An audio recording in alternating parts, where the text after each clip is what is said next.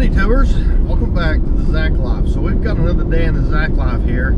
I've got a lot of background to try to make what we're fixing to do make sense, and I'm going to try to put this in as short of an intro as possible, though it's going to be pretty long. If you don't want to watch it, you can probably just skip going through it or whatever. But anyway, so I've got a couple of leases that I've recently bought. It's about a year ago, I think, and both of these leases has got one well running each. One of them makes about a barrel and a half. The other one makes about as close to nothing as you can make and still call it an oil well. It makes a barrel a week at best.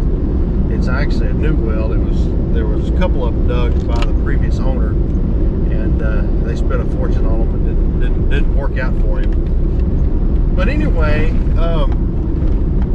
so how do I go about describing this? So the first thing you need to make note of is we sell oil by truckloads, which is about 160, 165, maybe 170 barrels. And so your lease has to make 160 barrels before you can sell a load. Now, if you've got a well that makes a barrel a week, that's going to take you a decade, or whatever it comes out to be, I don't know, a long, long time. And so what you can do is you can actually have split loads, and that's what I normally do on this particular location. And you can take a truckload and split a truckload of oil between two different leases. Okay, so I've got enough oil out there to sell as a split load between these two leases, but one of the leases has got a high tank bottom. So when we pump these wells makes what's called BS, and that actually stands for basic sediments. And what it is it's two things usually. You'll have clumps of solid paraffin that get mixed up with for lack of a better word, like dirt, really fine rust and stuff that comes out of the well, sand, whatnot, and you end up with this really waxy, gritty crap that lays on the bottom of the tank. All this stuff settles at the bottom of the tank. If you'll notice on these tanks, the pipeline connection, or where the trucks actually suck the oil from, is 1 foot off the bottom, and that's so that the BS can settle at the bottom of the tank, and the trucks don't have to suck it. They suck, the oil that's off the top of the BS. Anyway, if you get we call it a bottom. If you get a bottom higher than 12 inches, they reject your load because they don't want the crap off the bottom. But anyway, the BS is made up of two things typically. It's the rusty crap mixed with paraffin, and then it's a oil and water mixture. I'm not sure exactly what you call it, like an emulsification maybe, of oil and water. So as the oil and water is pumped from the bottom of the well through all the tubing and the connections and up and down and around everywhere, it ends up having a small percentage of it to be mixed up as oil and water. And anyway, this all settles out at the bottom. So I've got this lease. It's got 8 foot in one tank. The other tank has actually already got mostly BS in it. We collect this stuff with no better way of putting it. It goes through a couple of treatment processes. We're going to do the first stage today, and that is a demulsifier chemical. We put it in and mix it up. Usually that'll knock quite a bit of water out of it. The next step, after we do that to a tank of it, and you get all the good oil you can, you fill your tank back up with BS, and you collect it off the leases and fill your tank back up, and then you'll heat it. This works pretty good, and then as a last resort, after you've heated it, there's companies that'll come buy it. Usually you end up more or less giving it to them to get rid of it, and they'll take it and process it and centrifuge it, and then they'll sell it as oil from them. You just give it to them. They just kind of do their process with it. But anyway, what I'm going to do is I've got a centrifugal pump. We've got two tanks side by side. One of them's got a high bottom. The other one is mostly BS. And we're going to pump all the oil into one tank with my pump, and then use the gravity to kind of stir the good tank up. Try to get it cleaned out to where it's only got 3 or 4 inches in it, over to the other tank. We're going to mix some demulsifier in with it, see if it'll knock some water out, and then we'll come back tomorrow and to skim all the good oil that's settled, because all the crap will settle at the bottom. The good oil that's at top, we'll pump it from the BS tank back over into the good oil tank, and then I'll have, you know, hopefully 4 or 5 or 6 feet of good oil. And my other tank has got about 120 barrels of good oil in it, and between the two I'll get a call split load in. We'll get a split load sold. I see we're 5 minutes and 26 seconds into this. Let's get over there and do it. All right, so here we are. We got 2 leases. These are the tanks for one lease. These are the tanks for the other. We're not dealing with these. We're dealing with those. So this first tank here has got about 4 or 5 foot of BS in it. I've been just sort of putting it in here. We'll clean these tanks with a truck. This one has got about, it's got 7'6", I think, in it total, probably 18 inches of BS. So we got this pump set up. It's going to be sucking out of the far tank, putting into this tank. And then I've got both of these load valves open. And so as we suck it out of that tank and put it in this tank, it'll run right back through this line back in here, and we'll be able just to mix these up. Crank the pump up, and we'll go dump the chemical in there. See if I can do this one-handed.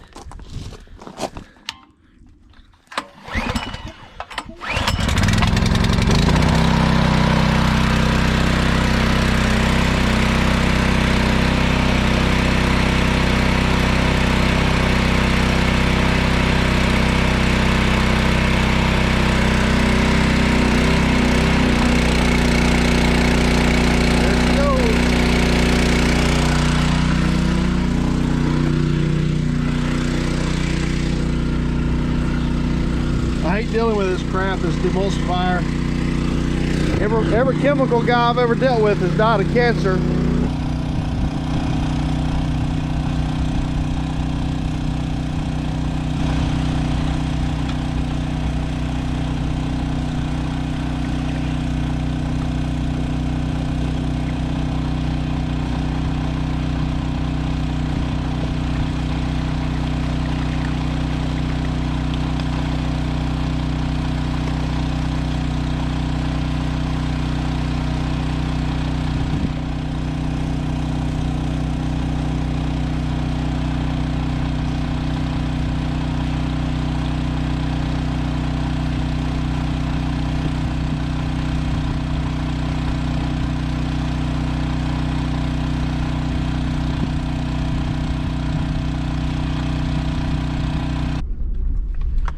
All right, so I'm gonna leave that. I'm gonna come back and check it every little bit, but I'm gonna try to let that thing run most of the day.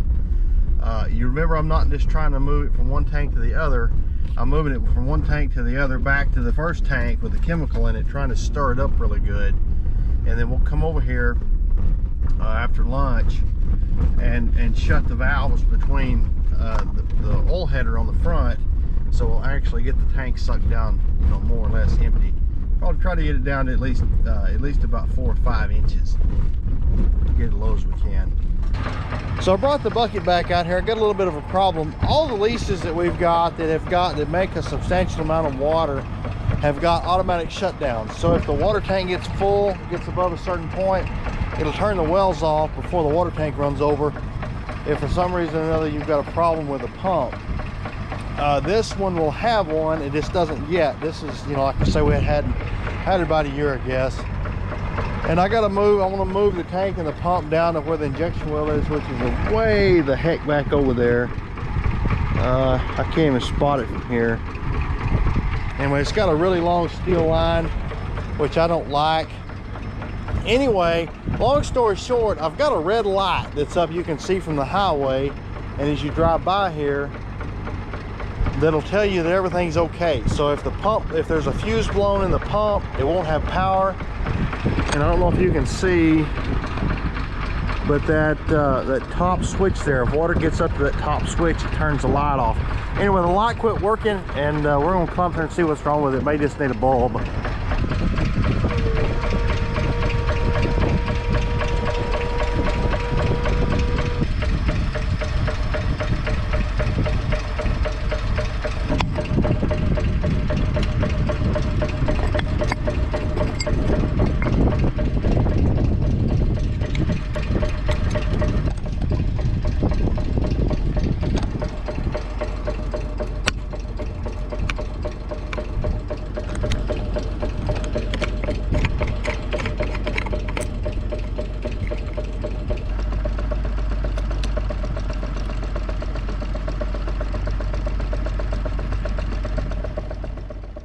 So this little light is powered via a little bitty 480 to 120 transformer that takes the 480 volts that comes into the pump and transforms it down to 120. It comes up this little riser here and through the Murphy switch I'll show you in a minute. The 120 volts comes in the back of that light socket, and it was actually corroded. One of the connections was corroded off, and I just pulled the wire around and stuck it under the base of the light and screwed the light in there to it. That's what I was doing. So how these little Murphy switches work, this pipe is connected to the bottom of the tank, so the level in this pipe is the same as the level in the tank. So when water gets up here, it runs over and up, and it gives just a little bit of pressure. And this has got a big rubber diaphragm in it, and that rubber diaphragm, the pressure pushes up and clicks that little switch. And when you click that switch, it turns the light off and on. Also, if there's any electrical failure, there's a phase monitor in the control box, whether it blows a fuse or whatnot. And if there's an electrical problem, it just turns the light off because there's no electricity. So I know y'all are probably looking at that little light fixture thing up in the air and thinking, what a piece of crap, what kind of idiot would rig that up? And I agree, it is, absolutely is. You know, I hooked that up about 6 or 8 months ago, and it was a temporary deal, and it still is a temporary deal. I want to move the water tank and the water pump next to the injection well, and have it all right there. That long injection line scares me. I don't like those long steel injection lines because you'll get a hole in them, and if you don't pay super close attention to your pressure gauges and stuff every day you drive by it, you can have a leak out there and not know it, and make quite a big mess. It's not by a road, it's just running across a pasture. Hopefully if you get a leak, it points up and you can see it spraying, but still nonetheless, it's not a good deal. I try not to have injection lines, and when I do, we run fiberglass. It's the 100% the way to go. But anyway, when I get the tank and stuff moved, I'm going to run a new wire back. I've already got the control panel stuff set so that we can turn the lease off, and you know, if the water tank gets full, we'll use the same switch that turns the light off. Eventually we'll go and turn the lease off. But anyway, that little light's a really handy deal, even though it's a piece of crap with a sheetrock screw and a piece of PVC up there. You know, you drive by those water pumps every day, and there can be a problem with them, like a fuse blown or electrical issue, and the pump's off, but your tank isn't full yet, and you drive by and just think the pump's off. You know, the pump runs about half the day or something, and you drive by and think everything's great, and you don't realize till the next day you come by and your tank's run over and made a big mess, that it was a problem. And that little red light, you know, it turns off if there's an electrical problem or if the tank's full. If you got an actual mechanical problem with the pump, you know, even though the pump's still running, if it's not pumping, the tank gets full, it turns the light off, and that's a great indicator. You can actually see that light from the highway, and I've got a couple leases set up like that. You know, even if you drive by them several times a day, I don't come in here several times a day, but I drive by them on the highway several times a day, and you can always look and spot. I've got 3 of them, you know, kind of from here back to my house. You just notice them every time you go by, and there's been several times that I've caught problems before they become a problem. I'm sticking down a tank here, maybe you can see what we're looking at. This tank wasn't that bad. All that stuff down there you see that looks real thick, or looks solid, is actually not. So the wind is too bad today. This is the next day. I'm gonna have to voice all this over. Usually the crap that's in the bottom of those tanks is set up and it's a lot higher. I run a gauge tape in here, and I'm gonna pull it back out and show you. It's only about 4 inches, which you're allowed up to 12. Often, even when you suck the tank out, there'll be 12 or 13 inches in the bottom that won't come out. It's not quite a solid, but it's not a liquid. It's more of a sort of like a paste would be my best description of it. Anyway, this tank was not bad. The BS that was in it was thin. It was all sucked out via the pump. And anyway, this is set in this next tank overnight. This is, like I said, this is the next day. And what I'm going to do is we're going to take this green hose and stick it down in the tank. The oil level is only a few feet down. And then I'm going to strategically measure with my arms about 7 more feet, and I'm going to pull the top 7 feet of oil off this tank, and that leaves us like 4 feet or something, 4 or 5 feet in the bottom. And there should be any kind of emulsion or anything that's got water or sand or whatever in it will be heavier than the pure oil, and it will have sunk to that bottom few feet. Now, if the tank goes, in which I expect it to, they'll accept it. You know, they'll run down there with a thing called a thief, tag bottom, and pull a sample from 1 foot and then a sample from the middle of the tank. They'll run it through a little centrifuge on the truck to check how much water's in it. Anyway, I expect it to go, but when it goes, I'll come back over here and probably do a similar thing. See how much the BS we actually put back in the tank. We'll empty it, and then I'll take a couple more feet out of the second tank and put in there, and we'll keep doing that. You know, this thing only sells like a load a year. It doesn't make hardly any oil. We'll keep doing that, and we'll be able to get all the good oil off that BS. At that point, I'll haul this BS. Actually, I've got another dedicated BS tank that's on another lease a ways away, and when we get a couple of 100 barrels gathered up of it, we'll get a hot oiler over there to come heat it. And after it's heated, then we'll sort of do the same thing at that next lease. So anyway, here I am. I've stuck the green hose down in the tank. I've dropped it down. You can't see it. It's just to the right of the screen. And I'm fixing to hook it up with a pump to the other hose. We'll be sucking through the green hose and putting back into the tank that's on the left. And once I start the pump, I'll run as swiftly as I can back up here to grab hold of the hose to hold the hose in the tank. And then I'll sit up there as it fills up the tank.